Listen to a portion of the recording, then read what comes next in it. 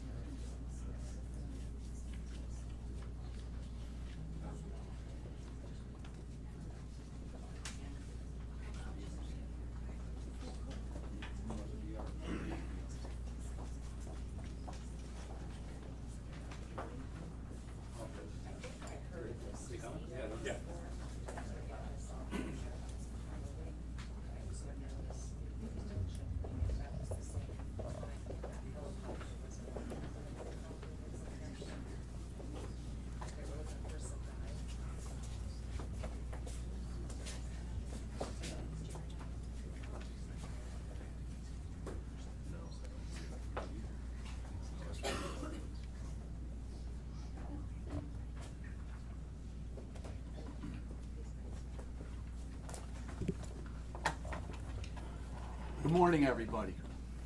Thank you for coming today. We are going to announce a significant case that extends from New Hampshire down to Virginia, including here in the Middle District of Pennsylvania. It has been an unbelievable collaborative law enforcement effort. Before we get started, I want to just introduce some of the significant law enforcement people who have led this investigation. First, Colonel Chris Paris, the Pennsylvania State Police Commissioner. Pennsylvania State Police Troop P Captain Pat Doherty. Pennsylvania State Police Troop P Lieutenant Derek Felsman. FBI Assistant Special Agent in charge of the Philadelphia region, Jamie Milligan. FBI Scranton Resident Agent in charge, Joe Noon. First Assistant United States Attorney, John Gerganis. Luzerne County DA, Sam Sangladolce. Wyoming County DA, Joe Peters. Lackawanna County DA, Mark Powell. Lackawanna County First Assistant District Attorney, Brian Gallagher. Scranton Police Chief, Tom Carroll. Wyoming Regional Police Chief, Mike Turner. Wilkes-Barre Chief, Joe Coffey. Deputy United States Marshal Robert Lenahan, and a former legendary Scranton FBI agent and current Luzerne County Detective Larry Whitehead. Thank you all for the significant work on this case. Over the past few months, a multi-jurisdictional, multi-agency investigation has begun into a violent criminal street gang operating in the Middle District of Pennsylvania and throughout the Northeast seaboard. The FBI and the Pennsylvania State Police are the best trained and have the most sophisticated and effective law enforcement tools in the world. But I stand here today to tell you that the most powerful tool in their law enforcement tool belt is their cooperation and collaboration with other law enforcement agencies. This case is an incredible example of what good police work, coupled with law enforcement teamwork and coordination, can produce. We are here today at Pennsylvania State Police Troop P because their great police work and their perseverance brought this case from a local criminal prosecution to a national federal prosecution. Thank you, Captain Doherty and Lieutenant Felsman and Troop P for your professional and selfless work. As a son of a Scranton police officer, I am proud to say that the initial break on this case, and I should also say, where's Joe Peters, another former Scranton police officer. The initial break on this case came on April 18th, 2024, when a Scranton police officer, Officer Grenfell, was on a routine call responding to a theft of AirPods and bank cards from a vehicle in South Scranton. The victim was able to track his AirPods to their location at a local hotel. The officer was able to get a description of the suspects from a store where they used the bank cards. Officer Grenfell went to the hotel, and on his way to the hotel, gave the description of the suspects to dispatch. At that same time, Detective Edward McIntyre, who's here with us today, was investigating a home invasion robbery in North Scranton. It had just occurred.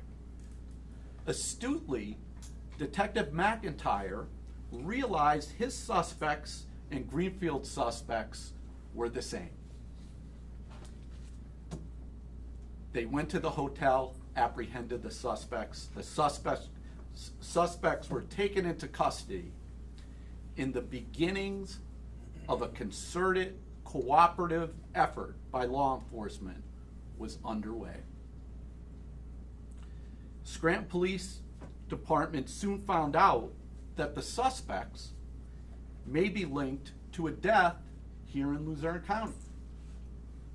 They contacted Troop P, and the vice unit at Troop P took the ball and ran with it. And here we are today. Please know that police officers, even in their most routine interaction, chasing a pair of AirPods, view it as an opportunity to make a difference. Detective McIntyre, Officer Grenfell, and Troop P made a difference.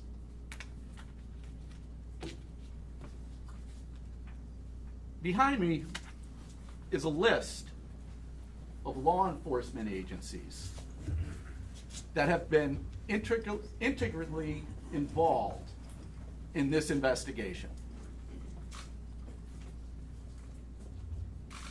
Assistant U.S. Attorney Michelle Olszewski, our office's Deputy Criminal Chief. Assistant U.S. Attorney Todd Hinckley, Assistant U.S. Attorney Louisa Birdie, who is here today, Resident Agent in charge of the Scranton FBI, Joe Noon, have tirelessly coordinated and led all of these agencies. Special Agent Jess Mahoney, Special Agent Joe Trano, who I want to thank him today for wearing a tie and a suit. He looks really good. Task Force Officer Matt Phillips, all of the Safe Street Task Force not only led the investigation and did the investigation themselves, but they served as liaisons to all of these law enforcement agencies. If you are a gang or a gang member thinking about conducting criminal business in the Middle District of Pennsylvania, be forewarned. This is a powerful, well-oiled, and selfless team. If you are in a gang or thinking about joining a gang, think about that again. Think about it for the good of yourself and your loved ones. The core members of this violent criminal street gang consisted of individuals from Maine, Massachusetts, New York, New Jersey, and Pennsylvania. The gang's modus operandi was to lure unsuspecting men into meeting a woman for a date. In some instances, they used dating apps such as Plenty of Fish and Meet Me, among others.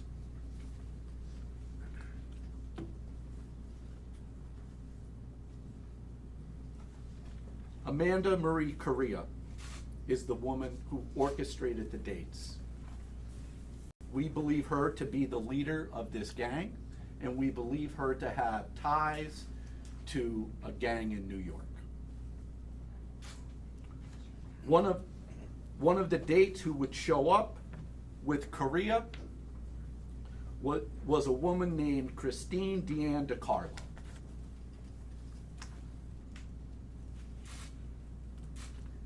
She would be underneath Correa in terms of the hierarchy.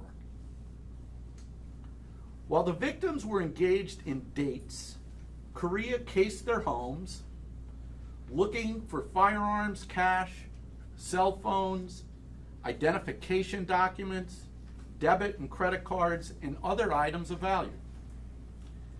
In instances where the victims engaged in sex acts in hotels and Airbnbs, gang members attempted to steal phones, bank, and credit cards, or utilize cash transfer applications on the victim's cell phones.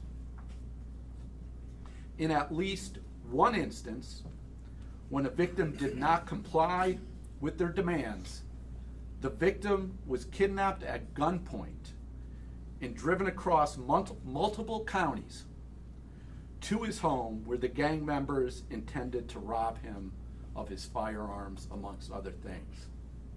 We need to thank Joe Peters for the hard work that his office did in that instance. Victims were usually offered cocaine, or what they believed to be cocaine, during the sexual encounter. Unbeknownst to the victims, members of the gang were lacing the cocaine with fentanyl as part of a broader drug trafficking conspiracy. Fentanyl is a Schedule II controlled substance that is 100 times more powerful than morphine and 70 times more powerful than heroin. I'm sure we're all aware of it in this room today. We know fentanyl, an amount equating to just grains of salt, can kill. If a victim refused to ingest the drugs, or the gang believed that the victim was not ingesting drugs quickly enough so that he would pass out, members of the gang would forcibly introduce fentanyl into the victims' bodies.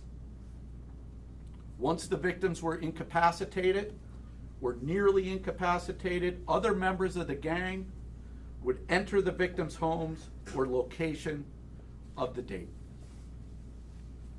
In addition to Correa and DiCarlo, other gang members included Dylan Wilson Small, aka Tooley, Samuel Jordan, Robert Andrew Barnes, aka Tripp, Shakir Jamont Blackwell, aka Clout, Shakur Seraphin Brownstein, aka Kerr,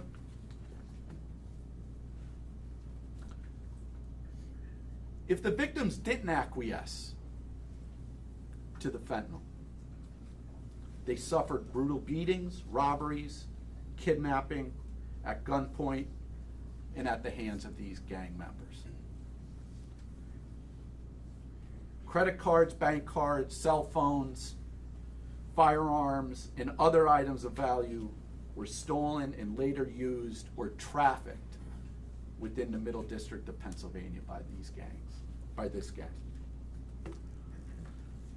Our indictment currently includes charges related to 4 victims who succumbed to lethal doses of fentanyl, overdosed, and died. However, our investigation into other suspicious deaths continues up and down the East Coast. We are investigating over 50 more potential crime scenes, and of course, other suspects.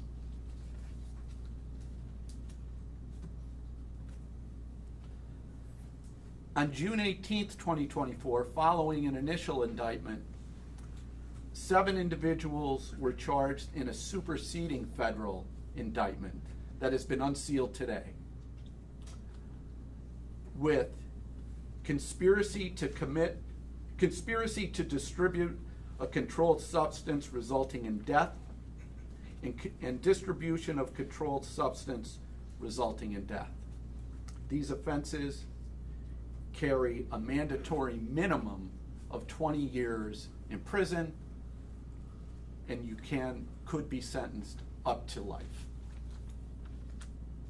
Additionally, they're charged with brandishing a firearm during and in relation to drug trafficking, kidnapping, aggravated identity theft,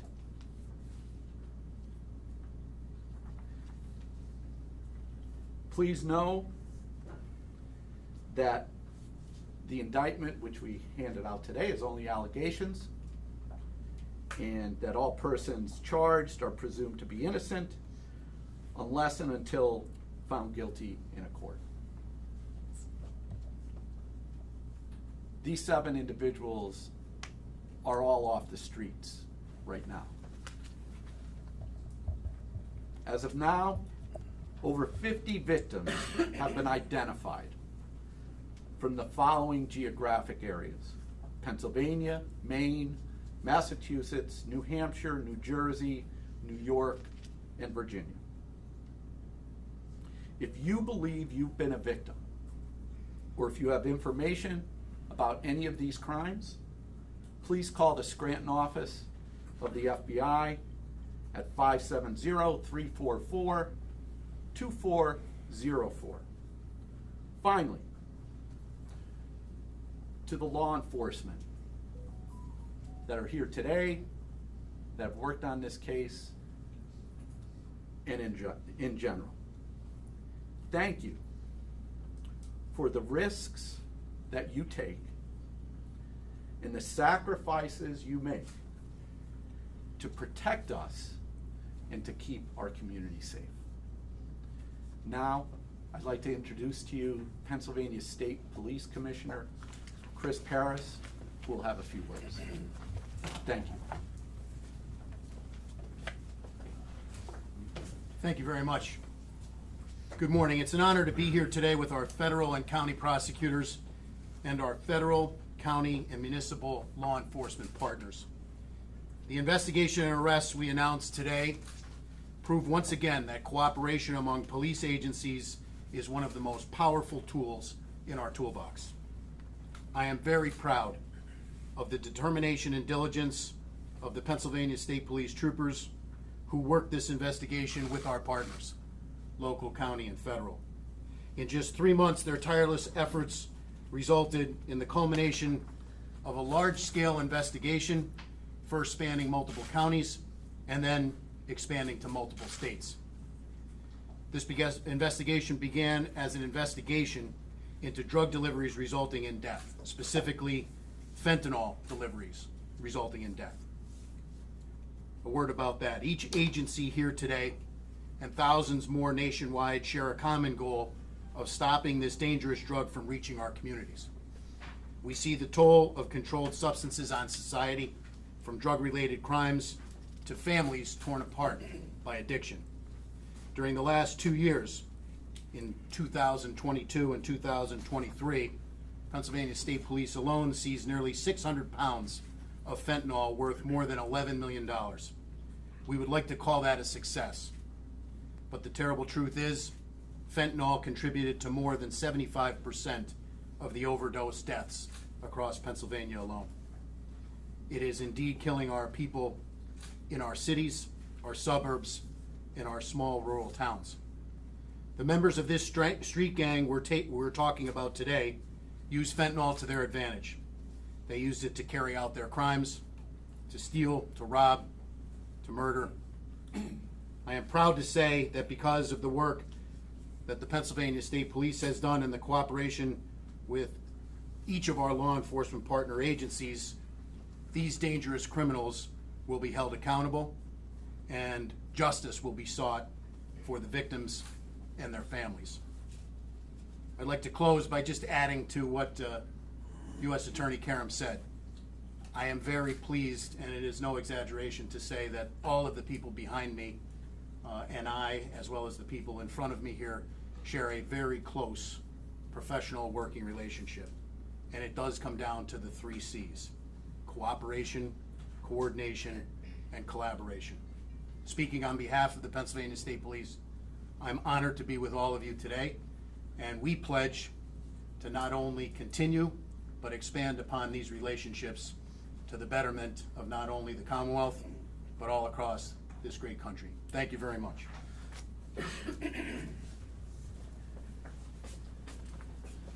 This investigation could not have been done and gotten to where it's at if we did not receive the appropriate resources from the FBI. Our office comes under the Philadelphia region of the FBI, and they supplied our Scranton resident agent in charge, Joe Noon, with all of the resources he needed to make sure that an A-plus job was going to be done on this case. And with regard to that, I thank the Philadelphia region of the FBI and would ask that Assistant Special Agent in charge, Jamie Milligan, have a few words. Thank you, Jerry. Good morning, everyone. My name is Jamie Milligan. I serve as the Assistant Special Agent in charge of FBI's Philadelphia Field Office. It's a real honor for me to be here today. I'm incredibly proud of our team and the work that they've done here and the partnership that they enjoy, that they have, and they continue to have. Cases like this are successful due in large part to the incredible work of partners across law enforcement. We're incredibly grateful to our partners from the Pennsylvania State Police, our other local law enforcement partners across the state of Pennsylvania, the District Attorney's Office, the U.S. Attorney's Office, and I thank them for their diligent work in building and investigating this case. Cases like this don't happen without close cooperation from multiple agencies. The people should know that this is not unique or uncommon for us to work these cases together. The partnership between these agencies represented here is strong, it is enduring. We've worked together for years. We are engaged in large cases like this, small cases like this. The partnership is outstanding and has been for years, and will continue to be. I'd like to personally thank Colonel Paris, U.S. Attorney Karam, all the district attorneys, all the other departments that worked on this case, both inside Pennsylvania and outside Pennsylvania. These men and women, troopers, FBI agents, local law enforcement, the prosecution team, they were tireless in their efforts with this case, and I want to thank them for their hard work, their continued partnership. As a U.S. Attorney alluded, our work here is not done. We will continue to work with our partners here to try to identify additional victims. As you've seen, we have a number of victims here. We believe there may be more. And we will continue to work to try to identify additional subjects in this case. Just to echo U.S. Attorney Karam, if you believe that you have information that you can provide on this, or you believe you've been victimized by this gang, please reach out to us, call us, reach out to us on at the number provided there. We'd love to speak to you. We need your help to make sure that the rest of people involved in this case are brought to justice. Thank you.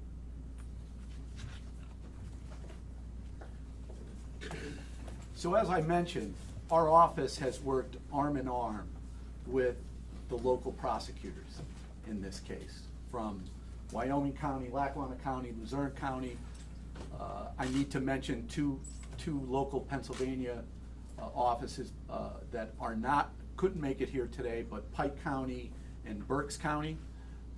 We've been working arm in arm with them.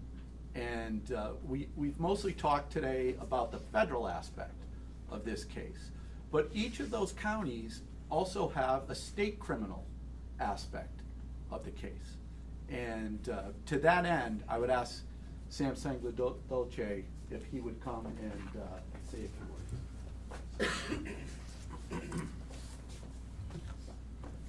Thank you, everyone. On behalf of Luzerne County and my district attorney partners across the state that contributed to this case, I think we all wish that today could be a celebration of the tremendous work and cooperation among the federal, state, county, and local levels of law enforcement. And indeed, we are all very proud of the work that all these many organizations put together in order to bring these criminals to justice. However, the truth is the day that we all realized these first cases were not simple overdoses, if such a thing as a simple overdose exists. It was a terrifying and sobering day throughout law enforcement and throughout the state of Pennsylvania. We are not the suburban, rural coal towns that we once were. The crimes of the big city are here, and I have said many times that we cannot pretend that they are not. With this press conference today, unfortunately, these crimes have exceeded the horrors that we watch on national news every day. With approximately the potential to have 50+ victims in this case, we are witnessing the use of fentanyl as a murder weapon. The opioid epidemic with which we're all familiar played no small role in the trouble we see and the difficulties we had in this investigation. In Luzerne County, as you know, over the years we're seeing approximately 250 overdose deaths per year. That led some of us to the assumption that in initially seeing these cases, that these were self-inflicted or accidental overdoses. Only through the hard work of law enforcement did we learn that these were in fact intentional murders. Thanks to the work of the Pennsylvania State Police Troop P, multiple troops in fact, the Luzerne County District Attorney's Office, the Luzerne County Drug Task Force, Newport Township, Wyoming Area Regional Police Department, Wyoming County District Attorney Joe Peters, Lackawanna County District Attorney Mark Powell, Berks County District Attorney John Adams, and Pike County District Attorney Ray Tonkin. We were able to bring these cases together. The state has prepared charges on open count of criminal homicide, which includes not only first-degree murder, but second-degree felony murder, the conspiracies associated with those murders, and a third-degree murder is also included. We are also investigating the state charges for drug delivery resulting in death. At this time, because we do not have a statute of limitations on murder, we will be holding our charges in abeyance.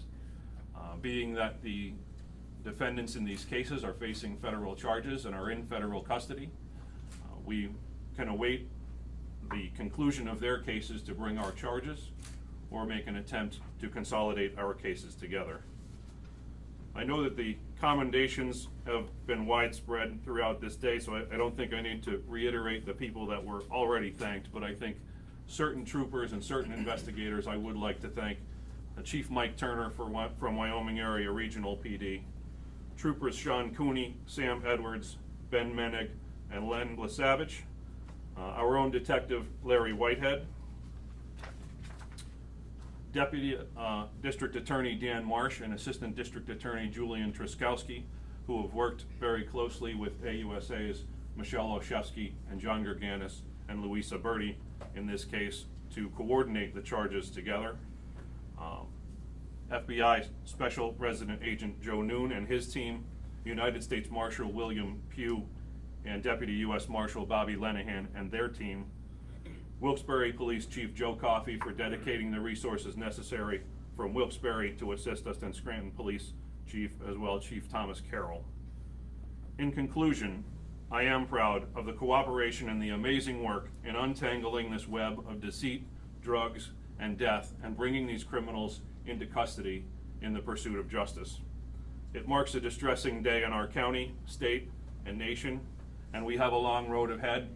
We have, as United States Attorney Jerry Karam said, an arrest does not mean a conviction, and while they are presumed innocent, we are certainly going to pursue these convictions to the fullest extent of the law.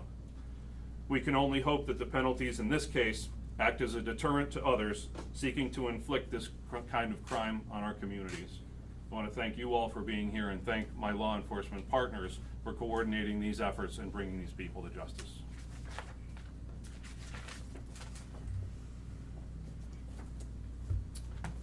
That completes the press conference. Thank you everybody for coming, and thank you Troop P for your hospitality.